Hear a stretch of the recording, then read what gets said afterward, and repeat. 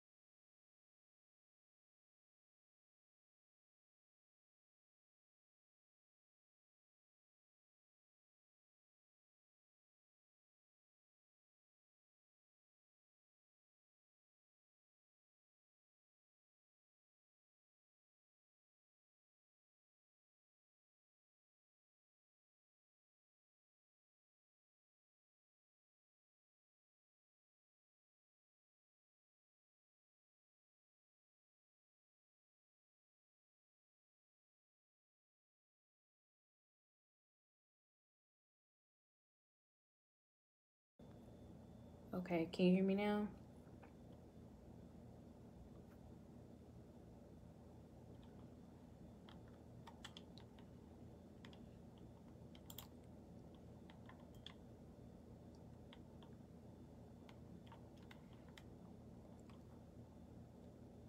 Can everyone hear me?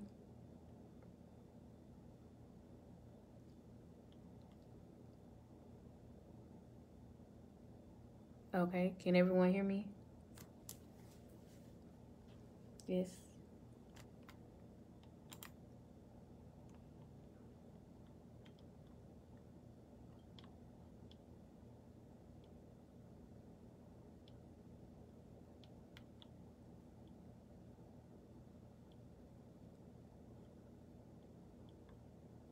Okay, I'm trying to give people a few minutes and I'm trying to see where I can share this on my page. I got like 3 devices up.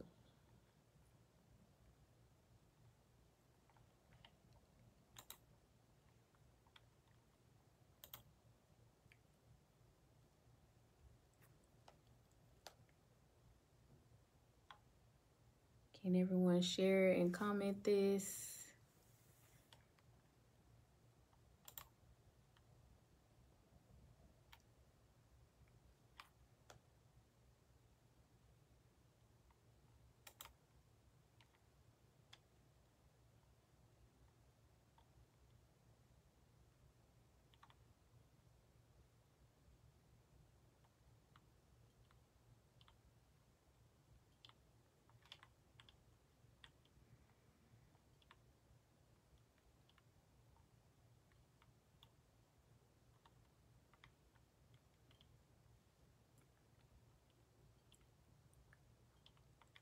Trying to share this live on my page, but I don't know why it's not letting me.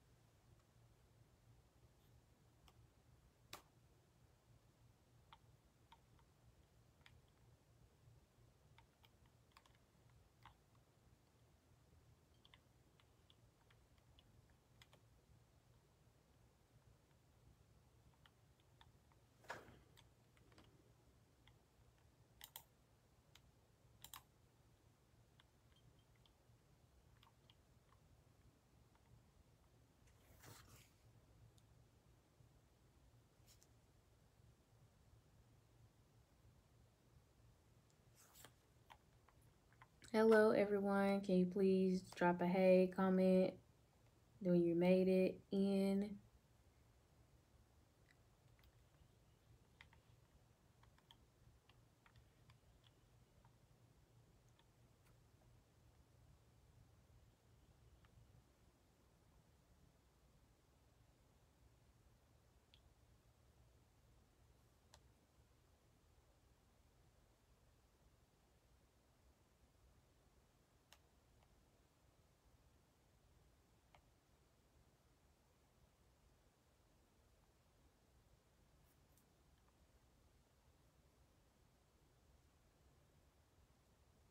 I believe everyone can hear me. The sound is good. Yes, I'm glad you're ready to get your lives collected. I'm ready to collect my own life.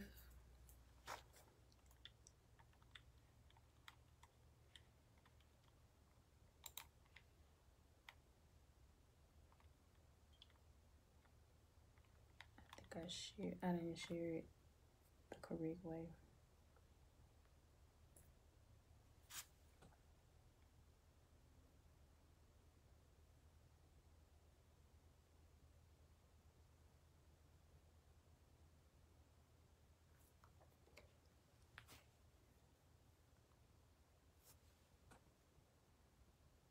I'm giving people a few minutes to get in, log in.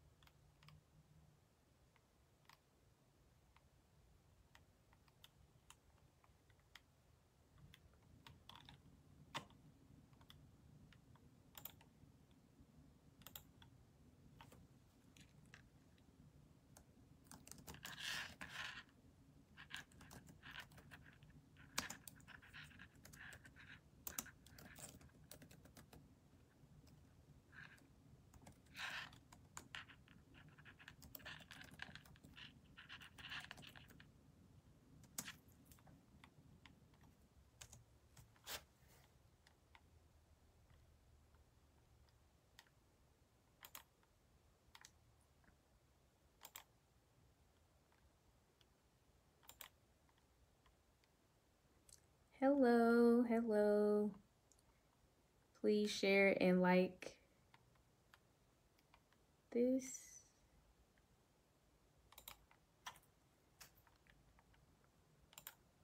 All right, I see I have 7 people on. I'm trying to wait like 1 more minute.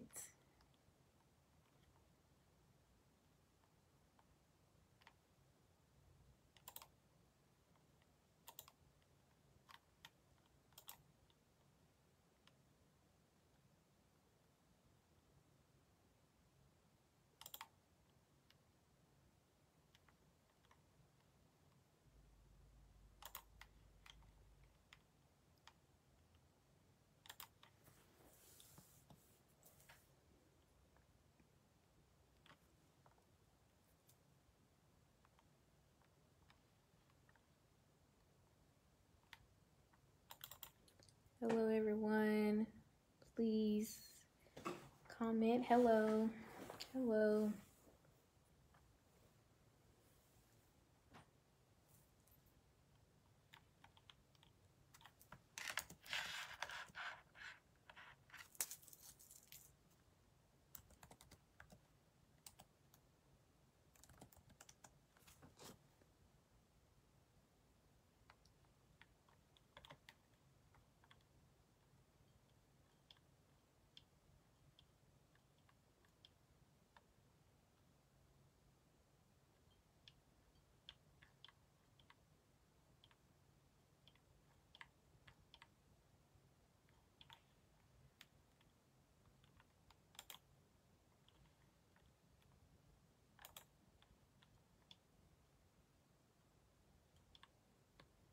All right, so time is of the essence, so we're gonna go ahead and get started because I don't like to waste people's time because I don't like my own time wasted. I was trying to share my video to my page, but I don't think that I am doing a good job of that. Oh, yes, here I am, I think.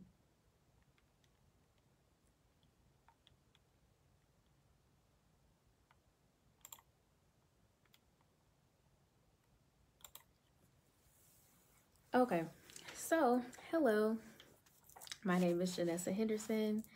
I am the owner and creator of Collect Your Life Incorporated. If you can't hear me, please comment.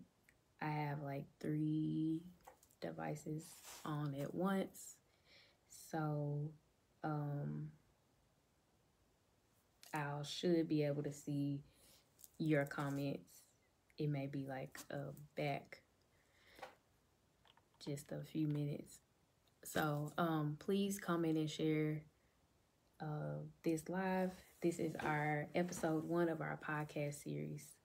So Collect Your Life Incorporated, just to give you a background of what we are, who we are. It is a company that is set to basically help people to collect their lives through the different products and services that we have. So, hello everyone. So, just the backstory on Collect Your Life. It is a phrase that I used in my classroom, still use to this day, several times to help students refocus, redirect, and ultimately, like it says, collect your life. So, with that being said, just to give a few brief details about myself,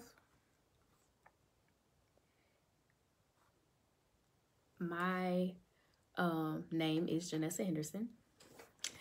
I am, again, the owner of Collect Your Life. I'm a teacher, have been a teacher for 10 years, and I teach high school juniors and seniors. I have one daughter, Carrie Danielle, and that's pretty much a lot about me. So, and you'll see more about me through the page. But so this first episode was just to get everyone understanding what Collect Your Life Incorporated offers. So we are a valid business. We have our paperwork, so we're valid, we're legal, just in case somebody was wondering. But we are legal. We offer tutoring services, tutoring as far as writing skills, reading, grammar. We also offer ACT tutoring. And the tutoring can be from grades 7 through 12, particularly because that's what I'm certified to teach in, and the collegiate level. But also, it can be under those grades too. But there's paper writing services, there are paper revision services, there's paper contracts, proposals, anything you may need us to write, we offer those things. Also, in addition to that, there will be this podcast bi-weekly. It won't be every week, it will be every other week on the same day on a Friday at 7 o'clock. So, whenever you want to tune in, just look to the page. We have different pages. We have the Facebook page, we have the Instagram, and we have our website. If you go to our website, you will see different places to, if you would like to donate to the cause, to the podcast, to the tutoring, whatever, you can do that through and I put that comment in the comment section, and I don't know if I was able to pin it, but I was able to put it in there. But we also offer, like I said, we have the podcast services, and we also will have merchandise coming soon, different things that will come with that. So with the podcast, which is what we're doing right now, we will talk about different topics. You as the audience are the topic providers. There is a place on the website on whatever topic you may want to talk about for the next podcast. You want to submit those, and we will focus on those topics. I won't be the only guest in the podcast. Sometimes we will have, of course, other people in the podcast as our guests in talking. So today's podcast, we'll focus on a couple of things that I myself have dealt with in my life, and I had to get it together.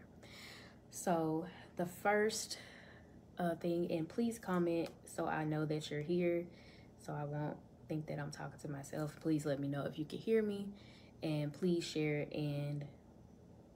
this live video, please. So like I was saying, today's podcast, I will focus on some areas in my life that I had to get collected, and I had to collect real quick. So it may be some funny moments, and it may be some crying moments, but we'll go through it. And I will not be with you guys long, but I just wanted to cover a few things as we are going through, as we're going through this Collect Your Life series. So my first topic that I would like to talk about is navigating life after different adversities. And my adversity would be, hello y'all, hey y'all. I'm looking at both screens, so if it looks like I'm looking off, it's because I'm looking at the comments over here. So basically life adversities that we go through. So one adversity that I had to go through was divorce. So I got married in 2014, but before that there was a red flag to getting married. Like, it was like, don't get married. It was clear as day. It was the Lord, like, don't do this.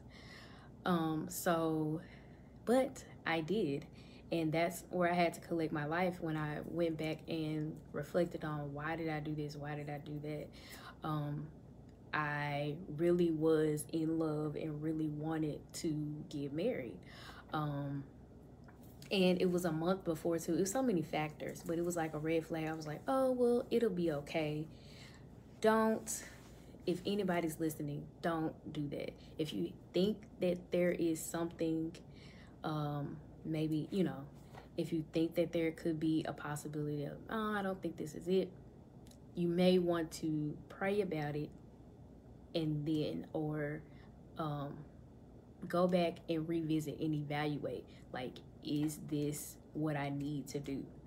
So for me, there was a red flag in our beliefs. And so I was just like, oh, it's just, cold feet. I was finna say red feet. Cold feet is what I meant. So when we got married, it was like not too long after that.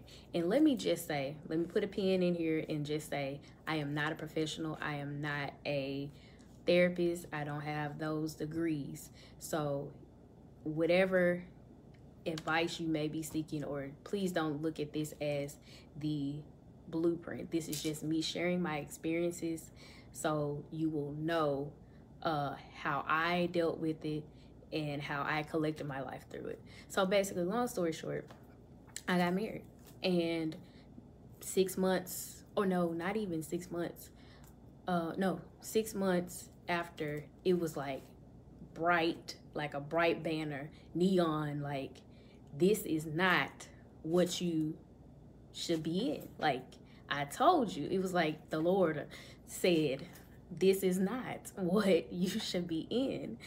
However, I was in it. So my surroundings growing up, my parents were married 44 years before my dad just passed a few weeks ago. So I saw longevity in marriages. I also, with my beliefs, it was a covenant. So I was like, I'm gonna stick beside them. Like the TikTok that people have, I'm gonna stick beside them. No. So there were, and I'm not going to go into heavy detail, but there were disagreements that got physical, and that shouldn't have, or and there was just a strain. It was just so much that went on throughout the course of that time. And also it was just, you know, a lot. And there are different layers to it. I don't want to get into it because I don't want to dwell on it. But what I do want to show you is how I collected my life. So many times I was journaling, asking God to like help me get it together. Like, how am I going to get out of this situation? Like, this is not what I should be in.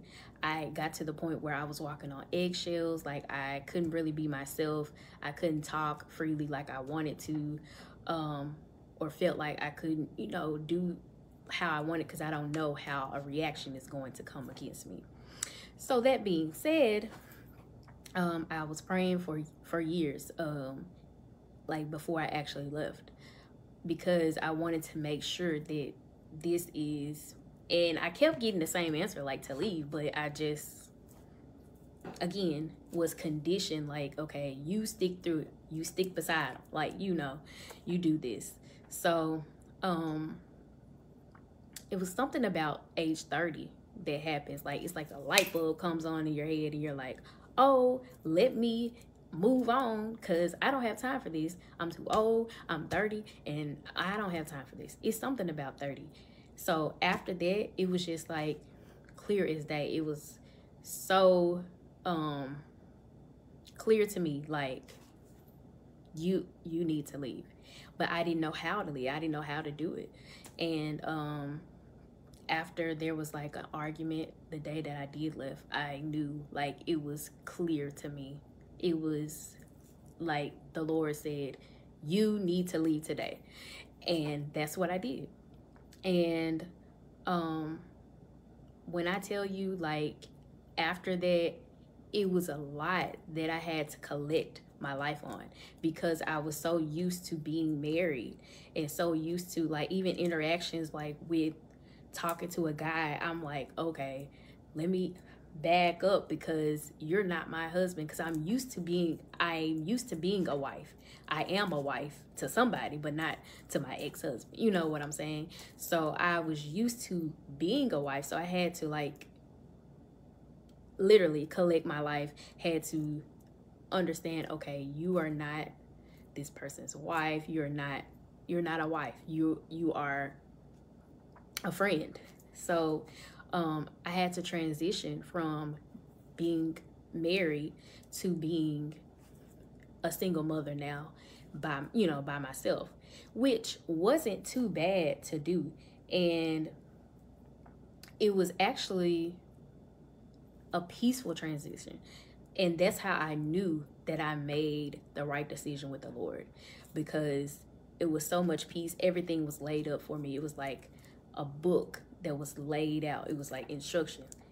Just as long as I was walking and being led by the Lord,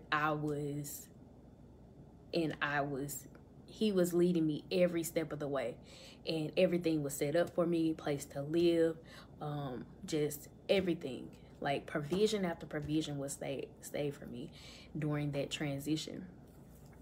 But it was still hard. Like, I would journal at times, and sometimes I think one of the harder things was telling my family the reasons behind it, because as a married woman, I didn't share I didn't share what I went through. I didn't go back, because you're leaving your parents, and that's the person that you're with. So what happened at our house, it stayed at our house. So nobody knew what I was going through, because when I would forgive him, I know my family wouldn't. And some of my family, I don't know if they've forgiven him, but that's between them and Jesus. But I've forgiven him. But so like I'm saying, what happened between us, it stayed between us. It wasn't like going to be broadcast. Nobody knew what was going on. Some people even thought that we were the perfect couple and all this, because my information, I wasn't sharing. You weren't in my business. You weren't going, because that marriage was just me, him, and the Lord. That was it. So after the marriage, when I knew I was done in the process of divorce and everything, that's when I, shared with my close family members, like, what happened, and, if they wanted specific details and all those things. And it was like, that's the good thing about it. If you're married or you're looking to be married, make sure you keep your business, unless you know for sure that maybe this is not the route for you. Like, whatever y'all go through, everybody should know, even your best friend. My sister, I talked to every day, didn't know what I was going through. My mother, I talked to every day, didn't know what I was going through until it was time for me to go, because that was a covenant between us. It wasn't a covenant between me and my family. So in the transition stage, it was hard because I had to understand, okay, you're not married, like, just different things, having to get that together. And being a single mother was different for me also. And it was just like, wow, I don't know how I'm gonna do this. It was like fear of the unknown. Like, I don't know what I'm gonna do. I'm trying to see what you guys are saying. Yeah, you cannot tell, I don't want to mess up your name, but Miss Porter, yeah, you cannot tell people everything. And I'll just say this and put a pin here. Like, I used to look at other people who were in relationships, and it was like some domestic violence and stuff there. And I would say, why won't they just get out? Why won't they just tell people? And I ended up being in a similar situation, and I had to understand. I understand why, because they would go back to the person, and then their family wouldn't forgive that person, or they would forgive the person, or there was different things going on. But a marriage is just the wife, the husband, and the Lord. That's it. Not your children, nobody else. So that is not your parents, nobody, because you leave your parents. So that is why I, didn't tell. But I understood now, like, it made sense to why people stay, because a lot of people are just wanting to make sure, like, is this for sure, it, Lord? Are you really telling me it's time for me to go? So, during the course of the pandemic, we're at home, and I had already left. So I had to transition. I had to learn how to, and I have like a few minutes. I had to learn to leave. Like, I had to learn how to basically defend for myself. I was already independent. And I don't think that was hard for me to actually it wasn't hard for me to actually be independent, but I had to learn myself, my identity. Like, I had lost my identity in that marriage. I had lost who I was. Like I said, I was walking on eggshells, and I didn't know what was gonna happen. So I would dumb myself down, or like water myself down in that relationship. So I had to go back and learn me, like, learn my identity through Christ. And that's one of the reasons why I got rebaptized, because I knew that, I had, of course, accepted Christ, but this was a transition in my life. Like, if you are a Christian, like I am, the husband is the head spiritually. So I had to redefine my spirit, my spiritual walk. Like I had to do a whole bunch of collecting of my life. Like literally I was in therapy, and I could still go to therapy, and I think being in therapy, there's nothing wrong with being in therapy. Therapy is a straight gift from the Lord. And I was still in prayer. I was still journaling. I was still doing what I had to do. There's different levels of forgiveness. Like when I left, I had already forgiven for a lot of things that my family were learning about. So I was so peaceful. I was like so calm, and they were like, "Nuck if you buck." Like literally, some of them. And I had to be like, "No, we're good. We good." So I'm thankful for my journey, because I know that it was a greater purpose. Now, my last few minutes, I do want to hit on another time I had to collect my life.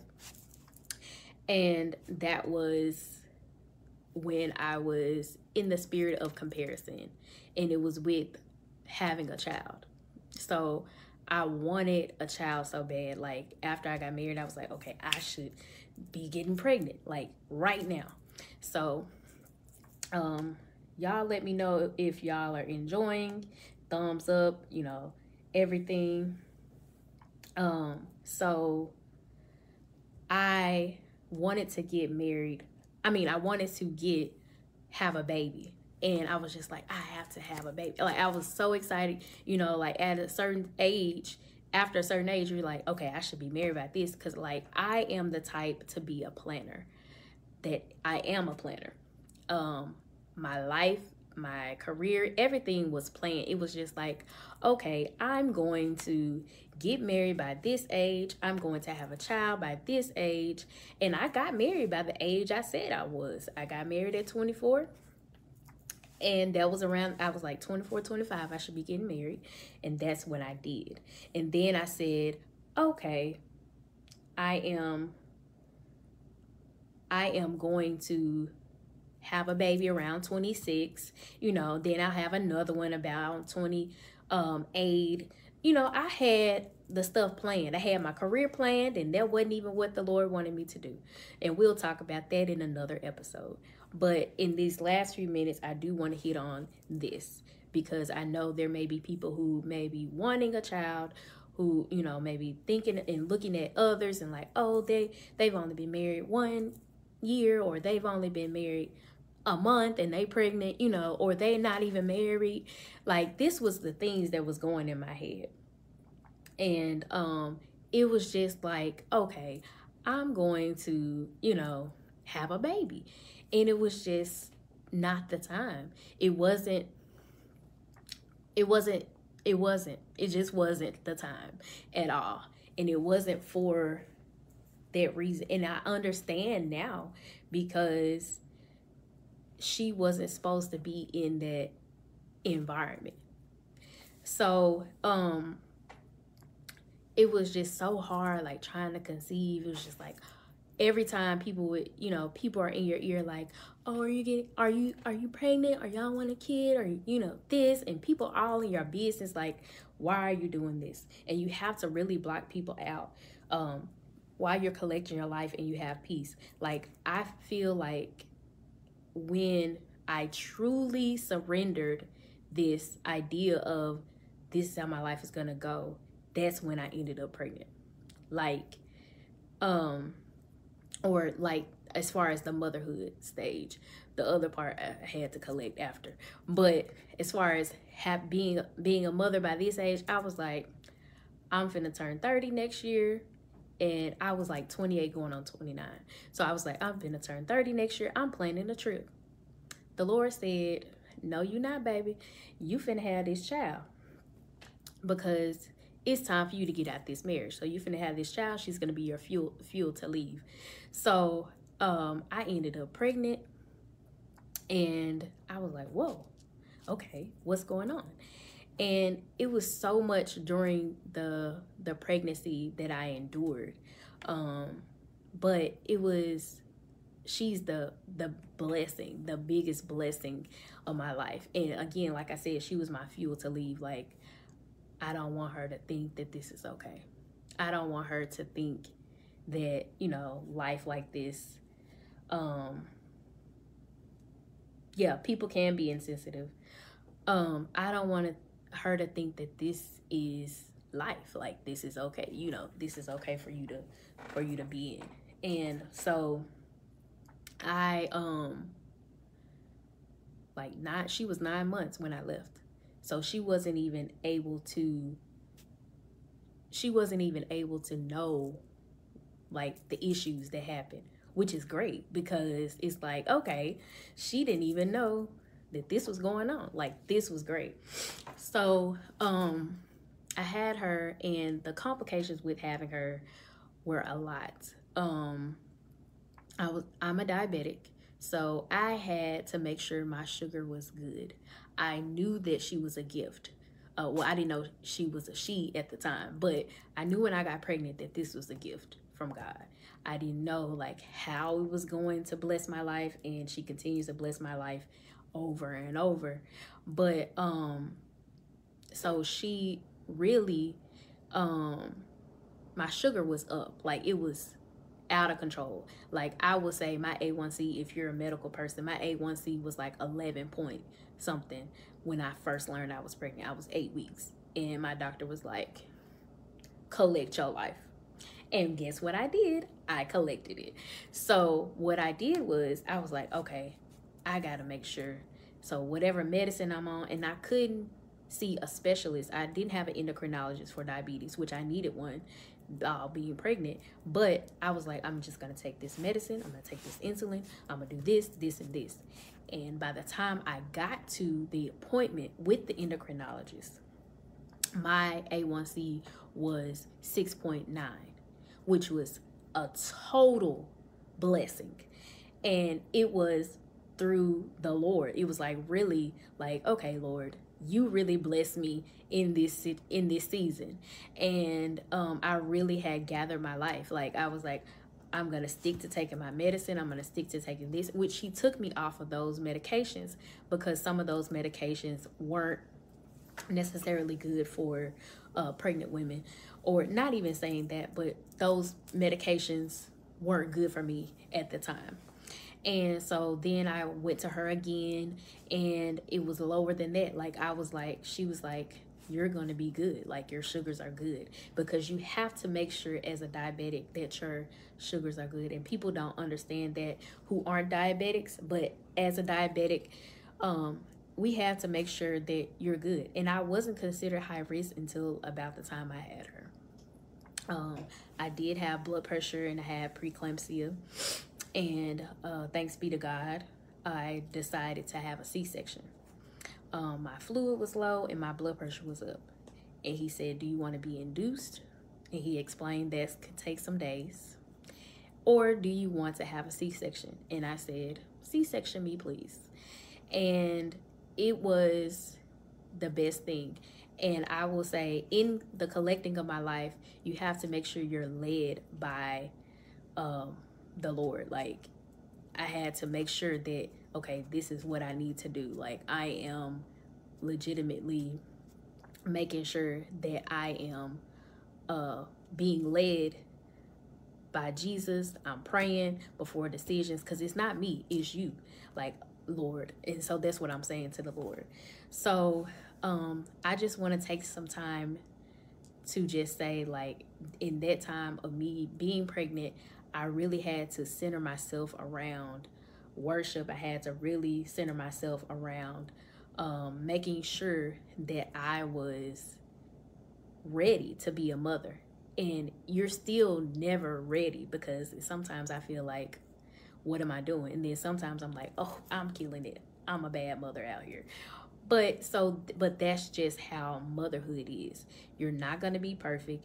And I would just like to say, let's normalize mothers doing how they want to do for their child. Let's normalize that, because people out here really will try to tell you, if you not X, Y, and Z, you not feeding your child organic chicken nuggets, you not feeding your child this, and this, that you're a bad mom.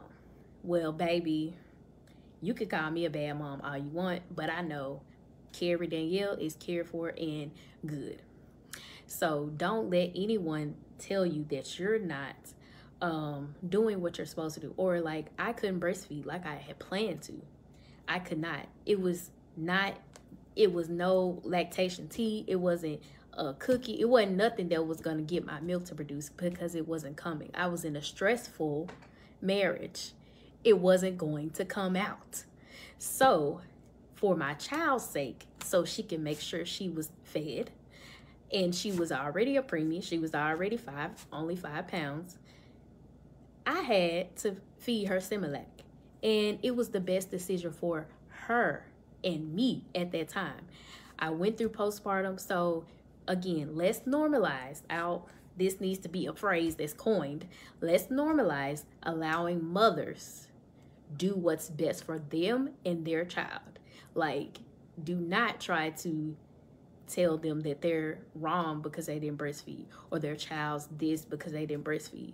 That's crazy. Of course, I want to. And if I get married again, and if I have kids again, I will try. But for Carrie Danielle and me in that season, it was not going to be a breastfeed. And don't let anyone make you think that you're doing wrong. So now I will also want to make sure that you guys know that we have a website, www.collectyourlifeincorporated.com. We also have any time for donations. If you would like to donate, it's not a pressure. You don't have to. It's not a requirement. It's just an option. If you would like to donate, there is an option on the website, or you could just PayPal Janessa, JANESSA 921 @gmail.com if you would like to donate. Again, this is a bi-weekly podcast series, and next topic will be forthcoming. You'll see it in the Collect Your Life page. Please make sure you let people share this page with people, share this information. Again, if you have topics that you would like to talk about, if you would go to the website and submit those, we will see them. And again, Collect Your Life is not just a podcast. We have different services such as tutoring, writing services of those nature, and we will have merchandise coming up. And are there any questions? Oh, I see your comments. Hi guys, I'm so glad y'all enjoyed this, and make sure again that you like and share this live video so people can go watch the replay, and make sure that you submit topics, because October 1st, that's our next episode. Make sure that you're submitting those topics so that we could go in, try to go in order of the submissions. So yes, the future merchandise is coming, sis. Yes, I'm looking at the comments over here, so it may look like I'm not paying attention, but the future merchandise is forthcoming. I also have a t-shirt. I would like to shout out some people before we end. I have a t-shirt. I don't know if you guys can see. It has my logo on it, but that is Curtissa. She's now Curtissa Williams, because she just got married. She made this shirt, and I appreciate it. Also, all of my media things, like as far as my website, as far as anything digital flyers, everything that was through the genius creation of Sunny Signs Up by owner Marisha Johnson, also known as, because she had to get another page, Risha Sade. If you see her in the comments, she's the one who is the awesome person behind all of my digital, everything digital as far as animations and everything. She's just really awesome. So make sure you guys support these beautiful Black women. No, no shade to any other race, because I love everybody, but these beautiful Black women of color who were a part vendors of the Collect Your Life Incorporated company. So, oh yeah, Marisha also did Sunny Sides Up. She did the logo as well. So she's awesome, and you can see it on the live. She's really good.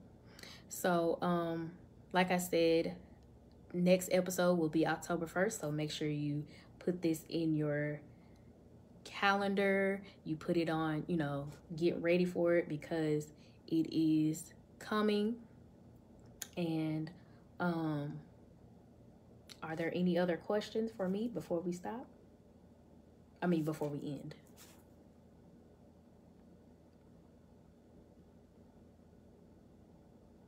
Okay, I don't see any comments. So I love you all. And again, I hope you share this. I hope you enjoyed it. I see by the comments, because I was over here talking, I see by some of the comments that you guys enjoyed. So I am so thankful that you decided to tune in with me. I'm sorry I went over time, but I apologize. The next time we will stick to 30 minutes. But anywho, I hope you guys have a great rest of your night, and I will see you on October 1st.